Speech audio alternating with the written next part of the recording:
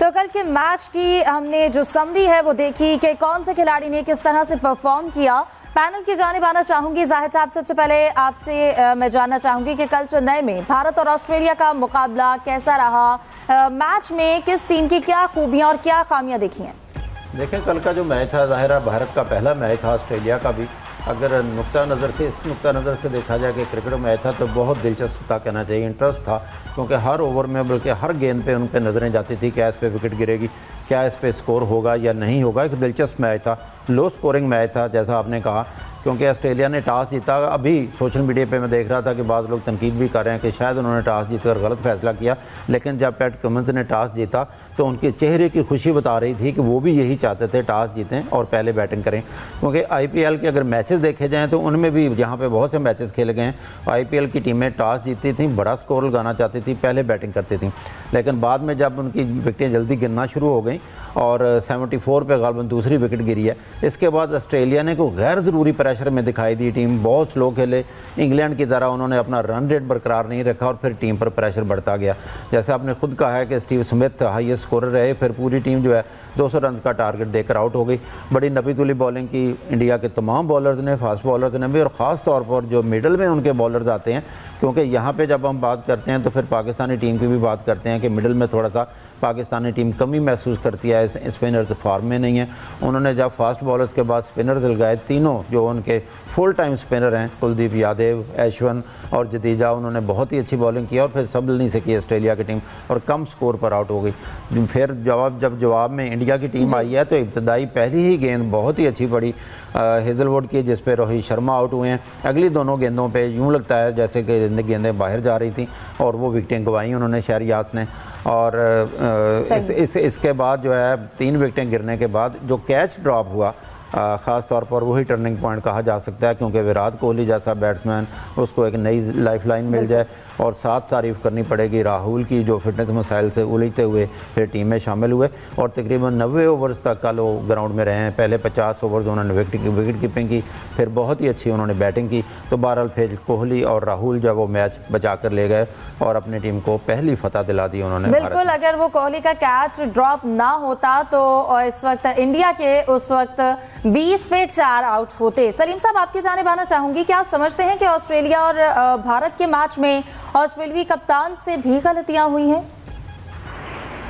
बिल्कुल गलतियां हुई हैं, ऑस्ट्रेलियाई कप्तान से भी और ऑस्ट्रेलियाई टीम से ज्यादा मैं कहूँ गलतियां हुई हैं। खासतौर पर जैसे आपने जिक्र किया, वो कैच अगर हो जाता मैच ही पूरा चेंज हो जाता, क्योंकि कोहली के आउट होने से इंडियन टीम और प्रेशर में आती और फिर राहुल को भी कोई ऐसा साथी नहीं मिलता, तो मुश्किल था इतने रन बनाने में। जब आपने सिर्फ 199 रन बनाए हो, उस वक्त आप अपनी लाइफ लाइन सारी खत्म कर चुके होते हैं, आपके पास गलतियों की कोई गुंजाइश नहीं होती। जो हाफ चांसेस होते हैं उनको भी अवेल करना पड़ता है।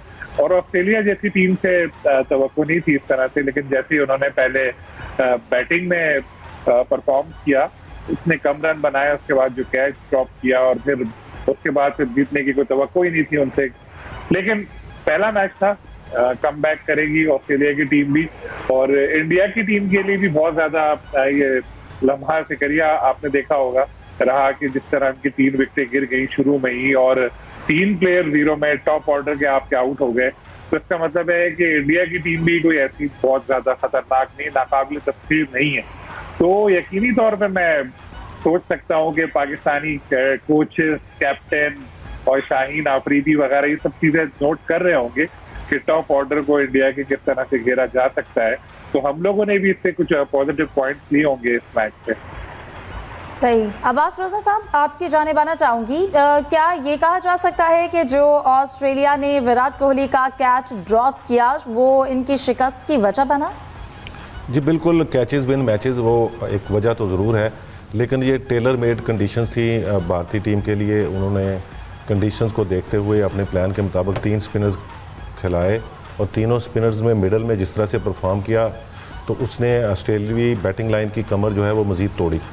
तो कम बैक के चांसेस होते हैं मिडल में, थोड़ा सा कैपिटलाइज करके, थोड़ी सी एवरेज बेहतर करके, थोड़ा चीज़ों को समझ के, कभी कभी टेस्ट मोड क्रिकेट के मोड में भी जाना पड़ता है, लेकिन उसके बाद 2-3 रन वाले ओवर्स के बाद कम बैक का मौका भी मिल जाता है। लेकिन वो कम बैक का मौका जो है वो भारतीय बॉलर्स ने आने नहीं दिया। वो अच्छी अपनी कंडीशंस को समझते भी थे और उस पर उन्होंने कैपिटलाइज भी किया, फील्डर्स ने साथ भी दिया। जब ऑस्ट्रेलियाई टीम ने इब्तिदा में विकटें हासिल की हैं तो उनका मोराल थोड़ा सा हाई हुआ, वो लग रहा था कि अब ये मैच जो है वो 50-50 हो जाएगा, लेकिन बाद में कैच छोड़ा, अहम तरीन कैच था। विराट कोहली का कैच छोड़ने का मतलब यही है कि आपने मैच छोड़ दिया, तो उन्होंने ही आखिर तक वो लोकेश राहुल के साथ लेके फिर गए इनिंग्स को उन्होंने बिल्ड ऑन किया और एक आसान फतह जो बाहर मुश्किल नज़र आ रही थी, बड़ी आसान फतह फिर वो जो है इंडिया को हासिल हुई। तो अभी इस तरह के ज़ाहिर है गलतियाँ टीमें करेंगी, सीखेंगी, लंबा टूर्नामेंट है, बहुत सारी चीज़ें जो हैं वो सीखने को भी मिलेगी और जो टीम अपनी गलतियों पर काबू पाती जाएगी और कंडीशन का बेहतर इस्तेमाल करती जाएगी, अपनी जो कुव्वत है उसको भी समझेगी, हरीफों की कमज़ोरियों को भी समझेगी, वही टीम आखिर तक जाएगी। बिल्कुल जाहिद साहब, अभी जैसा कि अब्बास साहब ने कहा कि हरीफ की कमज़ोरी को समझेगी, कल की पिच के हवाले से बात हो रही थी, जो गेंद है वो बहुत ज़्यादा स्पिन हो रहा था और इंडियन टीम 3-3 अपने स्पेशलिस्ट स्पिनर के साथ मैदान में उतरी थी, जबकि ऑस्ट्रेलिया के जो एक स्पेशलिस्ट स्पिनर है वो सिर्फ एडम जैम्पा थे, मैक्सवेल लेबिशेंग भी, लेकिन जो एक स्पेशलिस्ट स्पिनर होता है तो क्यों ऑस्ट्रेलिया की जानिब से उस तरह से स्ट्रैटेजी नहीं की गई? क्योंकि इससे पहले उन्होंने वहाँ पर प्रैक्टिस भी की है, उन्होंने उस फील्ड में वो पहले से वहाँ पर मौजूद थे, तो क्यों कोई तब्दीली नहीं की गई? ऐसा देखें, ऑस्ट्रेलिया टीम जो है उनके पास नथन लायन थे, लेकिन वो फिटनेस मसाइल तो 2-4 थे। अब इतलात आ रही हैं वो फिट हो चुके हैं, उन्होंने अपनी दस्तयाबी भी दे दी है। इनके पास सिर्फ एडम जैम्पा थे और मैक्सवेल जो था दूसरे स्पिनर, उनसे काम लेना चाहिए थे। एक बिग बैश के एक नौजवान उभरते हुए बॉलर हैं तनवीर सांगा, उनको भी साथ लाए हैं, लेकिन ज़ाहिर है उनका इतना एक्सपीरियंस नहीं है। हो सकता है बिग बैश में बहुत अच्छी बॉलिंग की उनको चांस मिलता है या नहीं मिलता।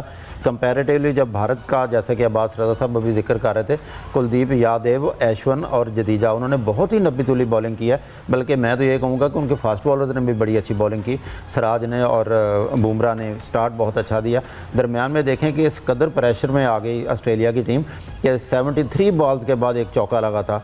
इस तरह से नज़र आता है कि हर टीम ने, हर बॉलर ने अपना रोल प्ले किया, क्योंकि बस बुनियादी तौर पर टोटल स्कोर ही बहुत कम था जो ऑस्ट्रेलिया का स्कोर बोर्ड पे था। जब 200 रन होंगे तो टीम इतनी प्रेशर में नहीं आती। इंडिया उस वक्त प्रेशर में ज़रूर आ गई थी, जाहिर है 3 विकेटें गिर रही थी और चौथी विकेट अगर वो कैच ले लेते, जो कि लगता था कि दरमियान में देखें कि इस कदर प्रेशर में आ गई ऑस्ट्रेलिया की टीम कि 73 बॉल्स के बाद एक चौका लगा था।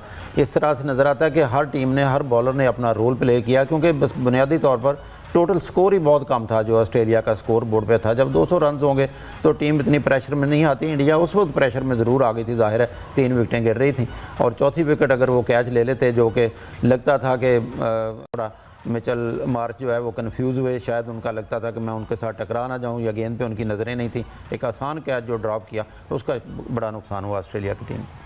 सलीम खालिक साहब से भी इस पर बात करेंगे।